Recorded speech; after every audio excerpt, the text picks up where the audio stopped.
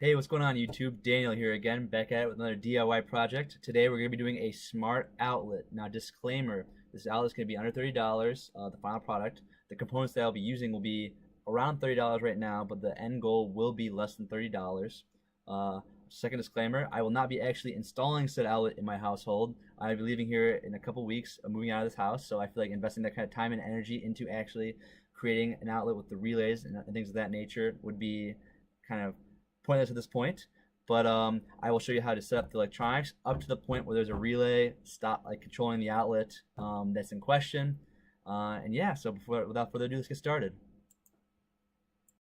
So without further ado, let's get right into it. So this is the goal we're working towards right now, is a website that you'll be able to access from anywhere in your household that will be hosted on a microprocessor that will allow you to control the connected LEDs in this instance, or in your instance, an outlet from anywhere in the house. As you can see, it's a very simple website with just 4 buttons. I will have links to the code in the description. And as for the hardware today we have a Raspberry Pi 3B Plus. Now I know this kind of puts us over the $30 limit right off the bat, but I do recommend that for the final product I would utilize a Raspberry Pi Nano, which is far cheaper and more power efficient, and is much smaller of a device. And it will work just the same in this tutorial as it would with the Raspberry Pi 3B. And then attached to the Raspberry Pi 3B, we have a set of 4 LEDs connected to output pins. The circuit itself isn't too important. It's just basically 4 input-output pins connected to resistors, connected to LEDs, and then that's just feeding back into ground on the Pi to complete the circuit. It's not much complicated there. And actually, basically, where your LEDs would be, where the LEDs are, is where your relays would be. Connecting them, and to give you guys a little more background, a relay is kind of like a drawbridge for current. So it, basically, when these pins were activated, it lowers the drawbridge, allowing current to flow through to the outlet, inherently making it a smart outlet controllable from anywhere. So yeah. So first things first, we need to set up our Raspberry Pi. To do this, what you have to do is you have to go to Raspberry Pi's website and download their operating system called Raspbian. So if you're just starting out, I highly recommend utilizing the noobs software installation, or the software installation method. So to install this method, what you must do is you go to their website, you download the zip file, as I already have. It's kind of a big zip file. It's about like 3 gigs. And then once you've downloaded the zip file, you go to here, your downloads file, and you open it up with your unzip tool, whatever you are interested in utilizing. And then from there you go to extract to, and then from there we install right on the Raspberry Pi SD card. So I just click on this is the SD card, and hit OK. So things to remember, that you must format the Raspberry Pi SD card in FAT32. To do this, you just go to it through any File Explorer window, scroll down to it until you see it, right click on it, and then click on Format. And this will bring up the option to format in any style you would like, and then FAT32 is obviously the way to go with that. Other things to keep in mind: the bigger the SD card is, the faster it reads and writes data, and this will make your Pi itself quite faster in everything it's doing. I myself am going with a 64 gigabyte SD card. I don't know if you guys can see that there. That's kind of a bit overkill, but feel free to use any SD card you'd like. It's just gotta be over 8 gigs. And I think 8 gigs is honestly too little in my opinion, because anything more than that, like you put into there, is gonna overfill it. But yeah. All right. Once that is done and you have everything on the Raspberry Pi's SD card, like we did in the previous component of this video, you then insert the SD card into the bottom portion of the micro SD card slot. Then on the bottom of the Raspberry Pi, the slot is in a different location on the Nano. But it's relatively the same position. It'll be really easy to find whether you're using this Pi or the other one, or any other Pi from previous generations. It'll all work the same. Then once we've done this, so before we can access this thing remotely, we have to first configure it. And to do this, we need a mouse and keyboard plugged into here. If you come over here, we need to plug in a mouse and keyboard to be able to do stuff with it on the operating system. We also need a monitor. We plug in with an HDMI slot right here. And then we need power. But first, touch fish for luck. We'll plug it in, and then we commence. And if you come over here, if you see this multicolored screen on boot, that means that you're in a good direction right now. It means that it does see the operating system on board the SD card. You see it's going through some stuff now. Side note, while this is doing its thing, the power supply I'm giving it is 2 amps, which is roughly iPad power supply. It will work on an iPhone power supply plugged into with a micro USB plugged into it, but I feel like that's not as stable as it could be if you give it the full required power that it is able to handle. Now that the hard drive is partitioned its boot drive, now we can go into here and select what operating system to boot from. So let's do Raspbian in full and then install. It gives you the space needed and the available space, which we have plenty of with the overkill SD card. And then it gives you a warning saying that I'm going to overwrite everything on there. That's okay with me. Alright, and then it does this thing, and it'll install the operating system Raspbian all on its own. Once the installation is complete, it'll prompt you to hit OK to allow it for it to restart, and it'll also say that it was a successful installation. So then you know you're like really there. The Pi will restart. It'll go through some stuff on the terminal on a black screen, and then it'll bring you to this page. Now we're on the desktop of the Raspberry Pi.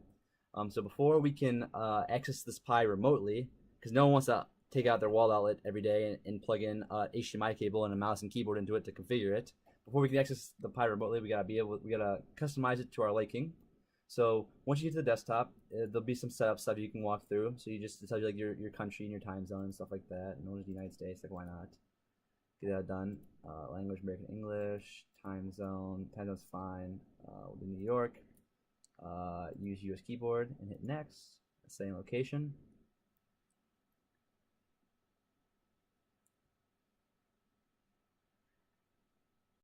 Once it finds location, which took way longer than I thought it would for my account, it prompts you to change the password to the default user, which is who is named Pi, and that'll come in handy for remote access later in this video. So you can enter in whatever password you like. I really don't think this thing's gonna last long in my household, so I'm doing some simple password that is really easy to remember. Hit next. Set desktop, discover touch screen, box edges. Who cares? Next. Now it selects Wi-Fi networks. So this is a Pi 3, and so the 3rd generation Pi has built-in Wi-Fi. And this is kind of a unmentioned crucial point to this project is the Pi has to have built-in Wi-Fi for this to work. Otherwise, you have to like run an Ethernet cable to it wherever it is in the house, and it just gets annoying. So we'll go find our Wi-Fi, ravioli, next, and then it walks you through setting up the password of that. So I'll tell you my password. Next, see if that works. Nice. We'll skip this step right now because that step's going to be taken on in our next part of the video, and then we'll hit restart, and then it restarts the Pi.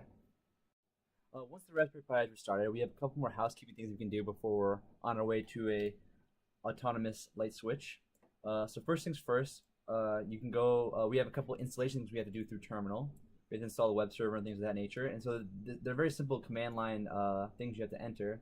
But to kind of make it easier for you guys, I put that in the code to our project right here, Simple Smart Outlet project on my repository on Github. Links in the description. So from here, once you go to this web page, Not So Average Nerd, or get https://github.com/notsoaveragenerd is my link, and then from here we only have one project as it stands, Simple Smart Outlet project. Click on this, take you to the page.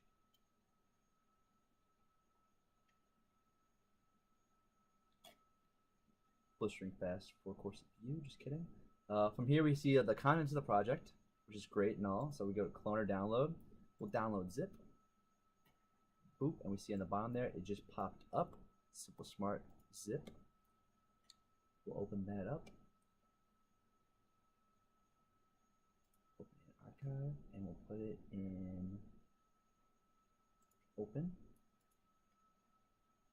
You want to cut it. Once the project files have downloaded, you can extract the files from the zip file with this button right here. Extract files. I'll just put it in home Pi. Actually, let's put it in the desktop so we know where everything is, and we'll do open, and then we'll hit extract, and boop, we got our whole file right here, just as we thought. So we can close this down now, and close this down. You'll no longer need this website, honestly. There's a couple tools and stuff in here, and again, I designed all this code to this, all the software behind this, so if you have any questions or concern, feel free to leave them in the comments. And again, this is open to the public to download and do with as they please. Yeah.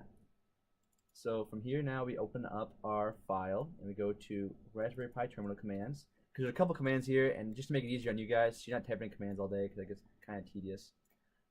You go over here, and I got all the commands listed that you need to install, and in the order that you should utilize them in. So to utilize to do one of these commands, or these periods, there should be no period. I'll fix that in the final version.